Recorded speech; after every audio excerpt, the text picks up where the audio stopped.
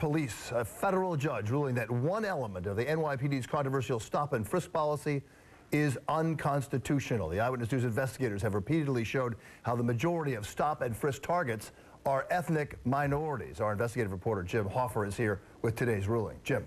It's a major blow to the NYPD's widely used crime-fighting tactic known as stop and frisk. The federal judge's decision applies only to stops made outside private buildings in the Bronx that are part of the city's Clean Halls crime-fighting initiative. It is clear, though, that today's ruling will have far-reaching impact on a policy that stops more than 600,000 mostly innocent people every year.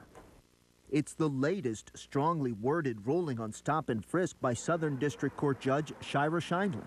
In this decision, she states the plaintiffs have shown a clear likelihood of proving that the NYPD has displayed deliberate indifference toward a widespread practice of unconstitutional trespass stops outside private buildings in the Bronx. The judge is referring specifically to buildings enrolled in the NYPD's Clean Halls program. In her interim decision, she orders an end to cops stopping people outside when there's no reasonable suspicion of crime. She found that there was absolutely no basis for the police officers involved to stop those people. The New York Civil Liberties Union, which filed the suit on behalf of those living in Clean Halls buildings, hailed the decision. If a police officer stops a person simply because he or she has walked out of a building enrolled in Operation Clean Halls, is unjustified and violates the Constitution. I didn't do nothing wrong. The NYPD credits stop and frisk with making New York the safest big city in the nation. It has also put its officers through refresher training on when and how to conduct the crime-fighting tactic.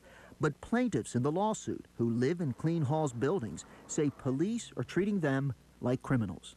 My sister won't come anymore because she's afraid of being harassed and being arrested just for coming to visit. You get to the point that you don't feel like a human being. In the last hour, Commissioner Kelly responded to the ruling, saying, quote, today's decision interferes with the department's efforts to use all of the crime-fighting tools necessary to keep Clean Halls buildings safe and secure.